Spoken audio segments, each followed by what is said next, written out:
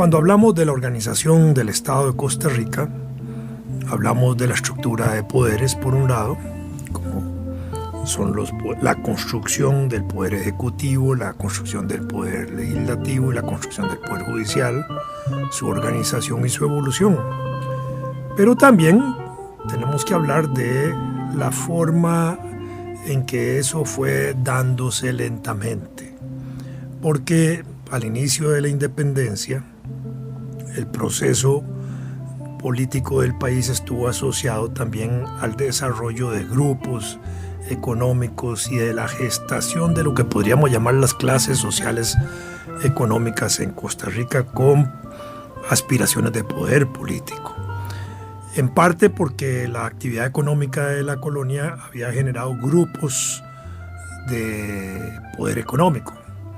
Los tabacaleros, que fue el grupo más importante que venía de herencia de la colonia desde 1780, con control monopólico de la actividad del tabaco durante un buen tiempo en la región, que les permitió hacer acumulación de capital y que durante los primeros años del siglo XIX también pasaron a jugar un papel importante en la construcción o elaboración de instituciones como la Factoría de Tabaco, que a la vez impulsa la primera escuela de enseñanza asociada a ellos, allí donde se divulgan algunas de las ideas de la independencia y por el papel que el bachiller Francisco Cejo había jugado en esa escuela de enseñanza.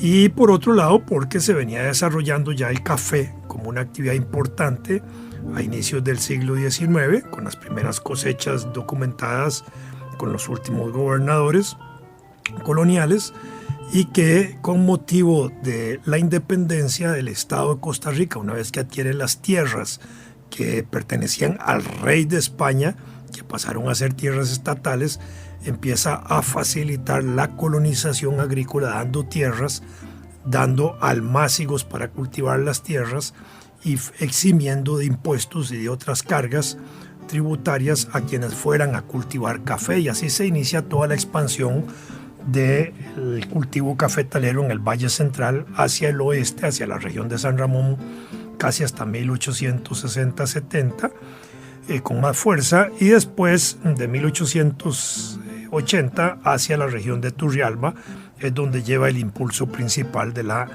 producción cafetalera. Así se va a ir transformando todo el Valle Central en ese valle cafetalero extraordinario que lo fue hasta 1980. Pero eso fue generando grupos y grupos económicos y regiones donde se iban fortaleciendo ellos.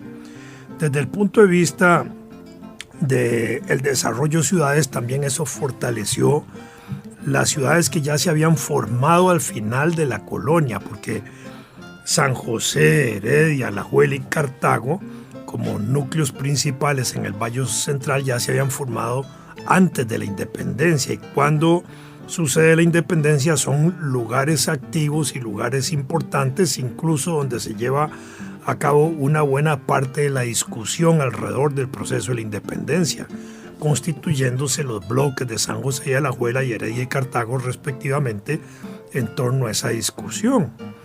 Y los caminos, que eran limitados en aquella época y pocos y rudimentarios, pues comunicaban esos pueblos con dificultad. De manera que los procesos de colonización se asociaron también a la premiación que se hacía para encontrar caminos, para encontrar áreas de cultivo, etc. Y con la facilidad que el Estado daba de entregar las tierras. Y así empieza la expansión nuestra. Hasta 1835 el territorio nacional podríamos considerarlo una sola unidad geográfica. No habían divisiones territoriales internas. Es justamente hacia ese momento cuando se produce la primera determinación administrativa, cuando se crean los departamentos occidental y oriental y el departamento de Guanacaste. ¿Por qué el departamento de Guanacaste? Porque Guanacaste, antes de la independencia, era una región que se llamaba partido dentro de la organización colonial española en América Central o en Centroamérica. Así como existía la provincia de Costa Rica, existía el partido de Nicoya. La provincia de Nicaragua, igual el partido de Nicoya. Partido de Nicoya, Nicaragua y Costa Rica estaban formando una trilogía, para decirlo de esa manera, una triada, donde de alguna manera dependíamos de las autoridades administrativas de León para algunos efectos, así como dependíamos de Guatemala para otros efectos. Cuando se desarrollaron las Cortes de Cádiz en España y se ordenó nombrar diputados de parte de las colonias, Costa Rica no tenía la cantidad suficiente de población para nombrar un diputado por sí sola, ni Nicaragua tampoco, ni el partido de Nicoya tampoco. Por eso se unieron Nicoya, Nicaragua y Costa Rica para nombrar, con la unión de esa población, los diputados que nos representaron en las Cortes de Cádiz. Y allí surgió el gran diputado costarricense Florencio del Castillo, sacerdote doctor Florencio del Castillo. Entonces, esto para entender que estas eran 3 unidades administrativas en la época de la colonia. Cuando viene la independencia, permanecen como unidades independientes Guatemala, Nicaragua, el partido de Nicoya y Costa Rica. Los nicoyanos, obviamente influidos por costarricenses como Juan Mora Fernández, nuestro primer jefe de Estado, son convencidos de la importancia de anexarse al territorio costarricense. Y esa determinación que se hace el 25 de julio de 1824 por plebiscito en el partido de Nicoya, agrega el territorio del partido de Nicoya a Costa Rica, lo anexa. Entonces, desde 1824 hasta 1835 éramos la provincia de Costa Rica más el partido de Nicoya o el estado de Costa Rica, ya con Nicoya incorporado. Pero al incorporarse Nicoya en ese momento formó parte de todo el territorio nacional. En 1835, por razones de desarrollo de la organización estatal, el jefe de Estado, extraordinario jefe de Estado que tuvimos, Braulio Carrillo, crea la primera división administrativa del país. Y entonces creó los llamados departamentos. Como dijimos, el departamento oriental, occidental y el de Guanacaste. Por eso se crea el de Guanacaste. Con esa estructura administrativa funcionamos hasta 1848. En 1848, otro gran costarricense, el último jefe de Estado de aquel periodo, el doctor José María Castro Madrid, que también proclama la República de Costa Rica y le toca ser transitoriamente, durante pocos meses, un jefe de Estado con características de presidente de la República que él había instituido. Él desarrolla las provincias y entonces en 1848 surgen 5 provincias y 2 comarcas. Las provincias que en su orden de importancia fueron San José, Alajuela, Cartago, Heredia y Guanacaste. Y las comarcas de Punta Arenas y Limón. El orden de las provincias, en importancia de su denominación, gravitó en ello el papel que jugaron en el proceso de la independencia, por un lado, y la asignación de la capitalidad, de la capital del estado, en la ciudad de San José. Siendo la gente de San José los impulsores importantes del proceso de la independencia, acompañados de los alajuelenses, por eso se constituyen las provincias número 1 y número 2, que son las fórmulas con que están denominadas o numeradas las provincias. La número 3 le correspondió a Cartago, que era la antigua capital colonial. La número 4 a Heredia, que era la aliada de Cartago en esos días de la independencia, y la número 5 a Guanacaste, que fue la que se anexó por su propia voluntad al territorio costarricense. Hasta ese momento, 1848, entonces teníamos solo 5 provincias y a ellos se constituyeron también las comarcas de Punta Arenas y Limón, que eran grandes regiones definidas, pero no como provincias, sino como comarcas. Para poner un ejemplo específico importante, el cantón de Paraíso de Cartago en esa época era una región que llegaba hasta la costa atlántica. Entonces entendamos que si partimos desde el centro del territorio costarricense, desde Cartago, desde Paraíso de Cartago, y proyectamos todo el cantón hasta la costa, esa era una región gigantesca del Paraíso de Cartago.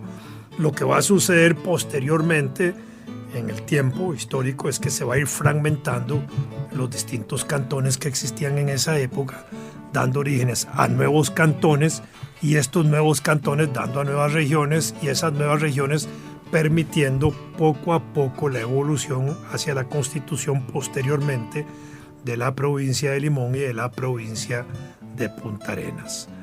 Comarca era una región de segundo rango frente a la provincia.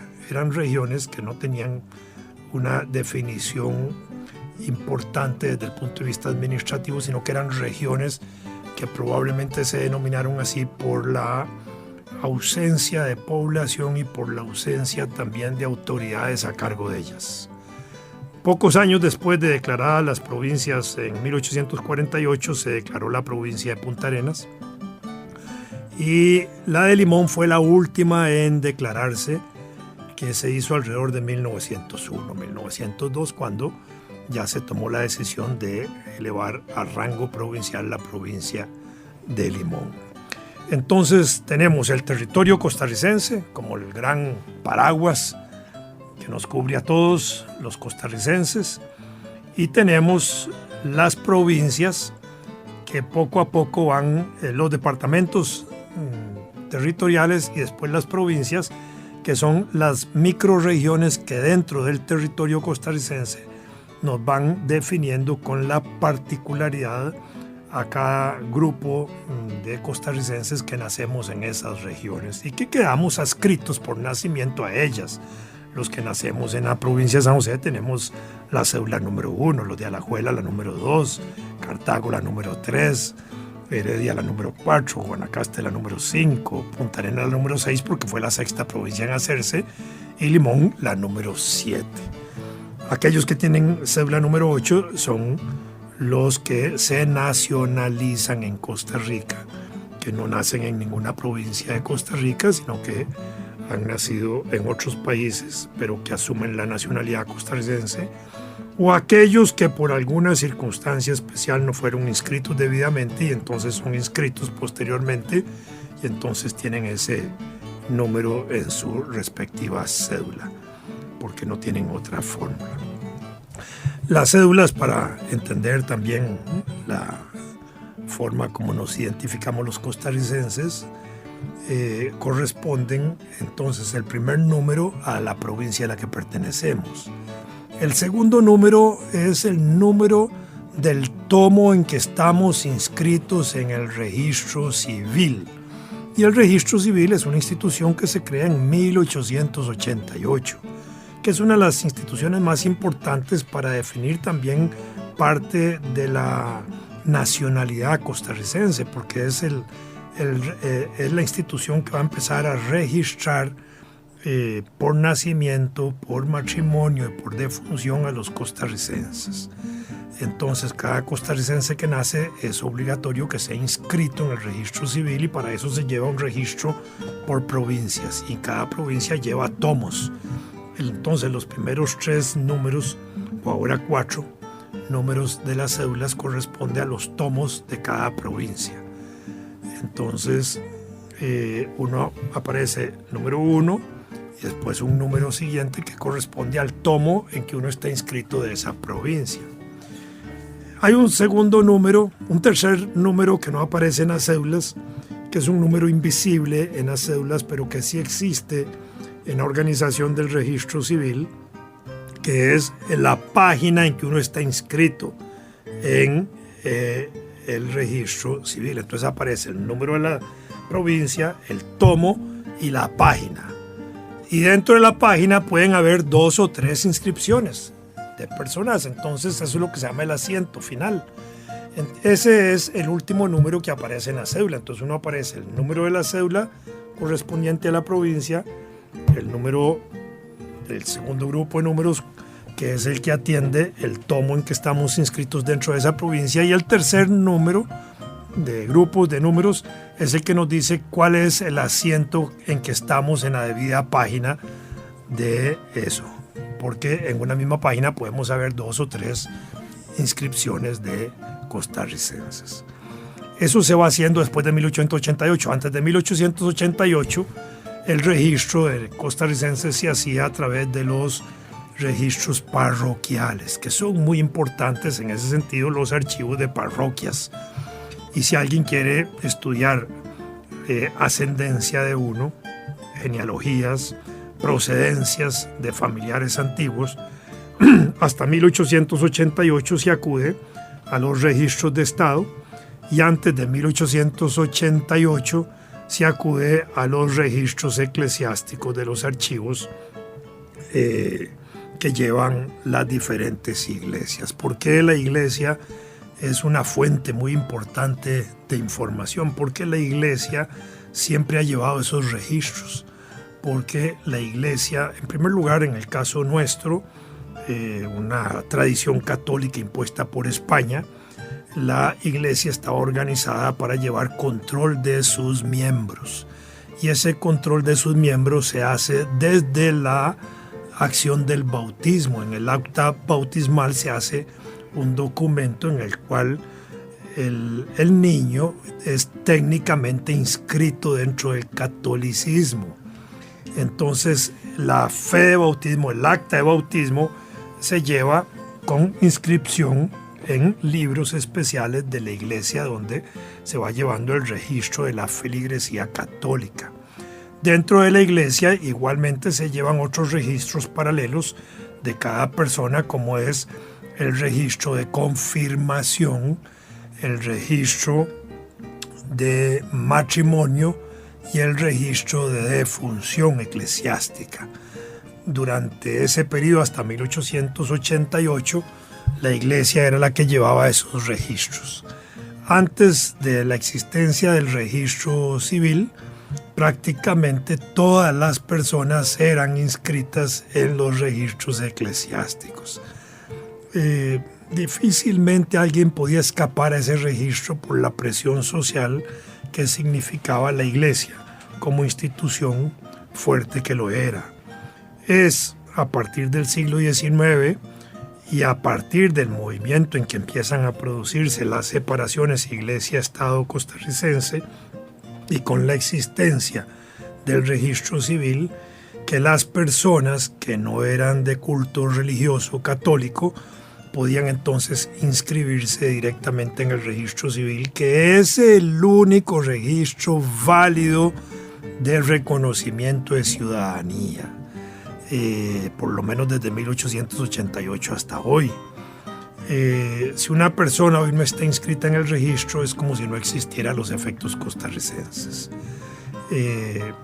Igualmente, cuando se estableció el divorcio como una institución jurídica en el país y se estableció el matrimonio civil como el único válido en la vida social y política de la sociedad costarricense. De manera que los matrimonios que son válidos son aquellos que son los que se llevan en el registro civil y que se inscriben en el registro civil y que se hacen civilmente. El matrimonio católico es un matrimonio válido, como pregunta. Si lo es, por supuesto, tiene una doble validez, la validez moral religiosa, que le da fortaleza para quienes creen en él como un sacramento, y la validez civil porque el matrimonio católico desde 1888 es obligado a inscribirlo en el registro civil y los sacerdotes que lo realizan se convierten en auxiliares del registro civil con obligación civil y penal de inscribirlo. Es decir, que si no lo inscriben cometen faltas por las cuales pueden ser sancionados. Y adquiere validez el matrimonio católico hasta que se inscribe en el registro civil.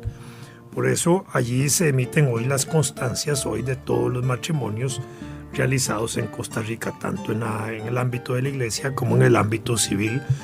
Esos matrimonios en el campo civil los podían hacer antes los gobernadores, después se autorizó a los abogados, de acuerdo al Código de Familia actual, y hoy son expedientes que se tramitan. Lo pueden hacer autoridades civiles de Costa Rica que tienen rangos especiales como los capitanes de barco, los capitanes de avión, etcétera, donde algunas personas podrían casarse y hacer alguna ceremonia, y en ese sentido se podrían autorizar a estos funcionarios para que hagan la respectiva acta matrimonial bajo bandera costarricense. Tienen que ser aviones de bandera nacional costarricense o barcos de bandera costarricense, no podrían ser de otro país porque entonces el matrimonio sería inscrito en otro país.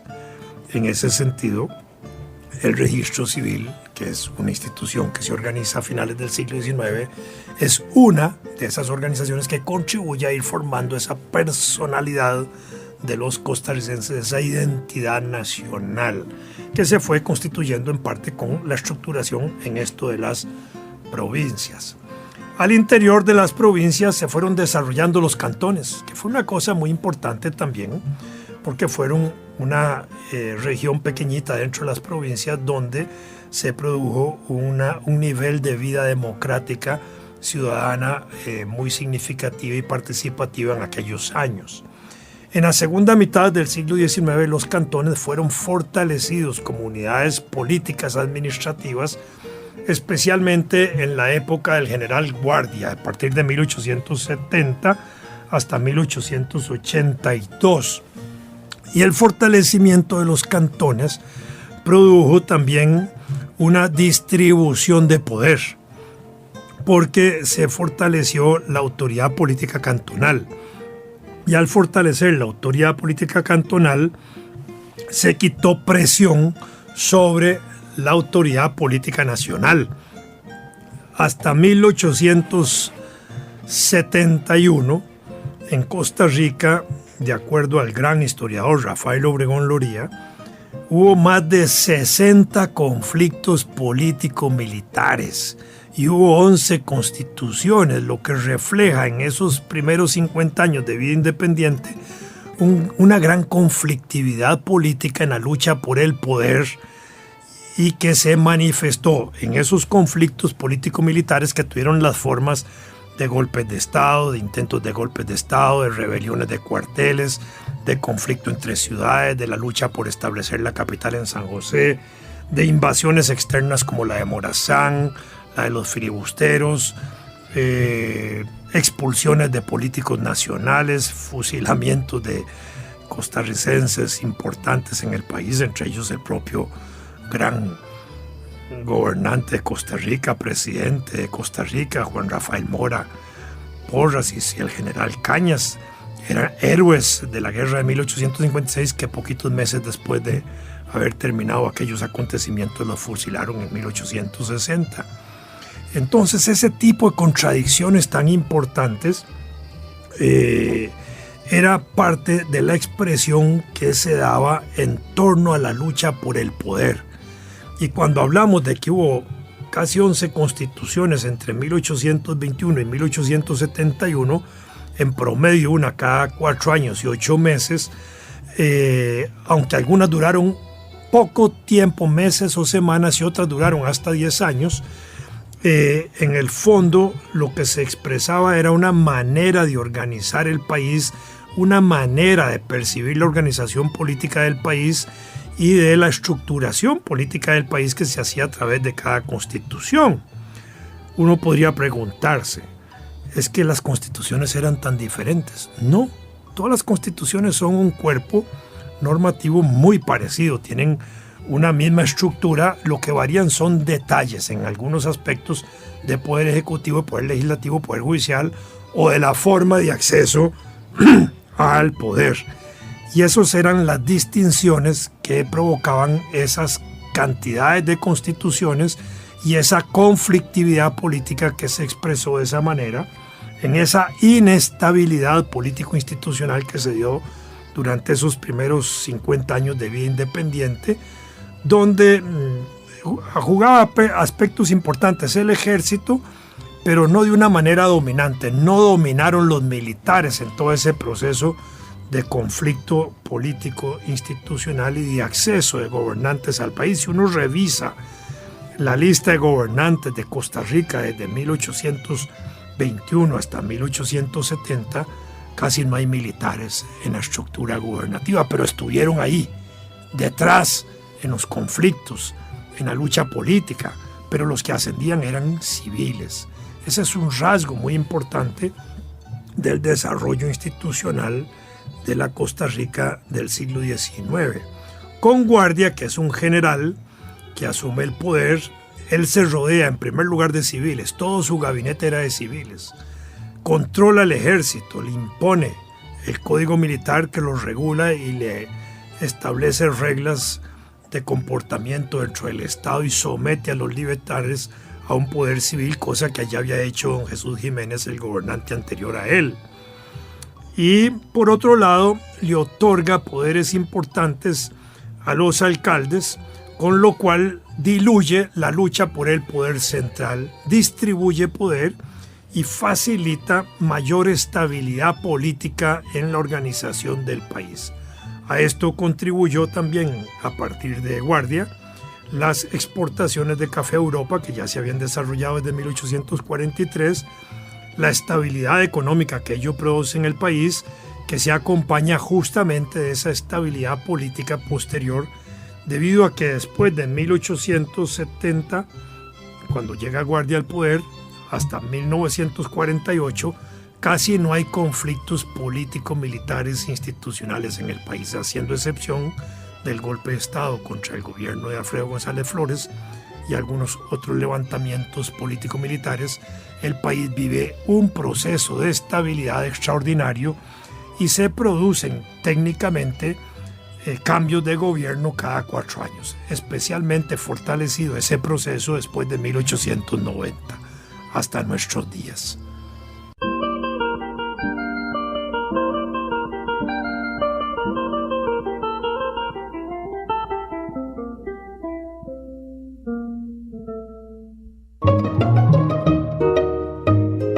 Deje que su imaginación vuele y que las ondas sonoras lo lleven de paseo por un inolvidable viaje por la historia.